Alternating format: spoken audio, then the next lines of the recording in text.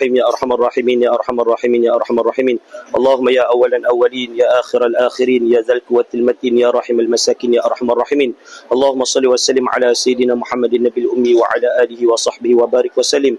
اللهم اغفر لنا ذنوبنا وخطايانا كلها يا الله يا رحمن الرحيم. Kau terimalah perjalanan pergi dan perjalanan pulang kami ya Allah. Kau terimalah segala amal ibadah kami ya Allah. Ya Allah ya Rahman ya Rahim, Kau pandanglah kami dengan pandangan rahmat dan kasih sayang-Mu ya Allah. Ya Allah ya Rahman ya Rahim, Kau satukanlah hati kami ya Allah semata-mata kerana agama-Mu ya Allah.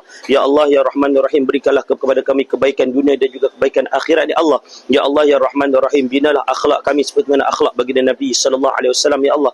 Ya Allah ya Rahman ya Rahim, Kau maafkanlah kesalahan dan kekurangan kelemahan kami ya Allah. Ya Allah ya Rahman ya Rahim, Kau terimalah segala amal ibadah yang kami kerjakan ya Allah. Ya Allah ya Rahman ya Rahim, Kau beri taufik dan hidayah kepada kami ya Allah dalam melaksanakan setiap daripada perintah-Mu dan meninggalkan segala larangan-Mu ya Allah, semata-mata untuk mencari keredaan-Mu ya Allah. Ya Allah ya Rahman ya Rahim, pilihlah kami lagi dan lagi ya Allah untuk menjadi tetamu-Mu ya Allah. Ya Allah ya Rahman ya Rahim, Kau mudahkanlah segala urusan kami. Jika ada di antara kami yang sakit, Kau sembuhkanlah ya Allah. Jika ada di antara kami yang berhutang, Kau lunaskanlah ya Allah. Jika ada di antara kami yang masih belum bertemu jodoh, Kau temukanlah ya Allah. Jika ada di antara kami yang masih belum dikurniakan anak, Kau kurniakanlah ya Allah. Jika ada di antara kami yang berhajat ya Allah, Kau selesai dan terimalah segala hajat mereka ya Allah.